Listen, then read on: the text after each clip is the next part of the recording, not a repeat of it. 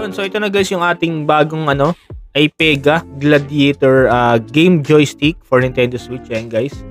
So sa kabilang side, ayan guys, may picture lang ng ating controller. Sa likod, ayan yung ibang niya, specifications niya. May nakalagay dito guys, control by joystick, plug and play, tapos meron din po siyang turbo function.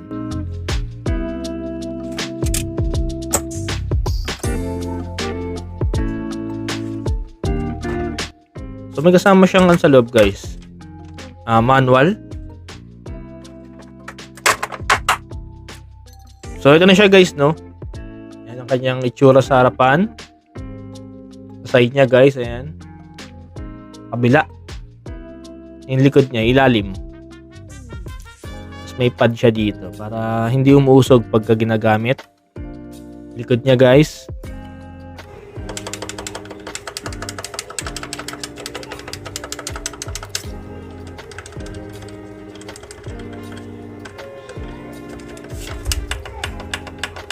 Tapos nasa ibabaw guys yung yung minus icon, yung plus icon, turbo, ZLZR, tapos home. Tapos ito guys yung ating pinaka type C. So siya guys, plug and play.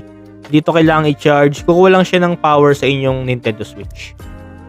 So ito guys yung ating Nintendo Switch OLED. Ayun. So madali lang siyang i-dock guys, no? Smooth lang siya. Parang ini-slide lang siya.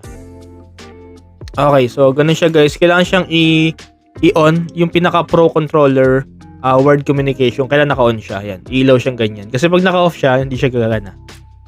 So ayan, pwede na siyang gamitin. Ang cute, no? Ang kulit. So try natin guys sa Naruto. Medyo nakakalito lang, no? Kasi iba yung buttons eh. Pero siguro pag naglaro ka na ito, nakasanayan mo na, madali na.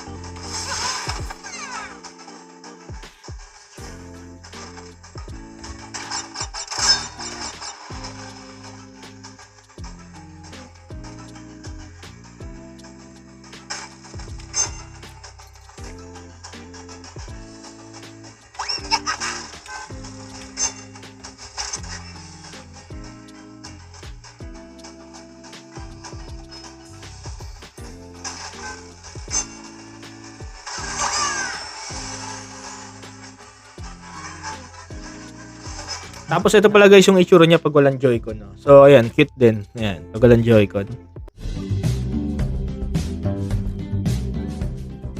Yun, so ang tanong guys, sulit ba bumili nitong Gladiator na joystick para sa ating Nintendo Switch OLED? So para sa akin guys, sulit na sulit kasi unang-una is para akong bumalik guys sa sa pagkabata, yung mga videohan games, no? Yung mga arcades.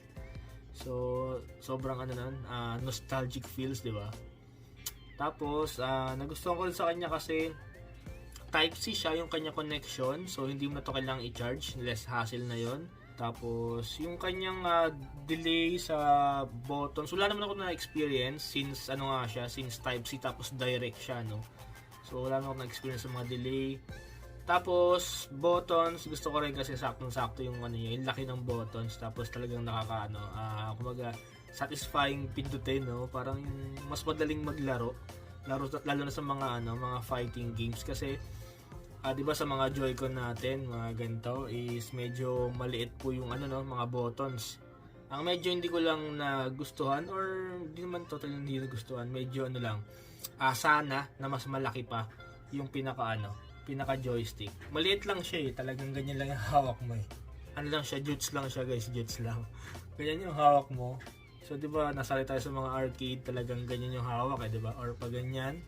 Tapos add ko na rin, isa pa sa nagustuhan ko is lahat ng Switch games gumagana. Walang games na hindi siya working. Yun nga lang sa mga fighting, sa mga shooting games, talagang hindi mo siya malalaro ng maayos since isa lang yung joystick niya. Di ba nga sa mga shooting games is kailangan dalawa yung analog. Yung pinaka joystick dapat dalawa. Pero parang may pantutok ka. So dito, malalaro mo siya kaso hindi ka makakatutok. So yun.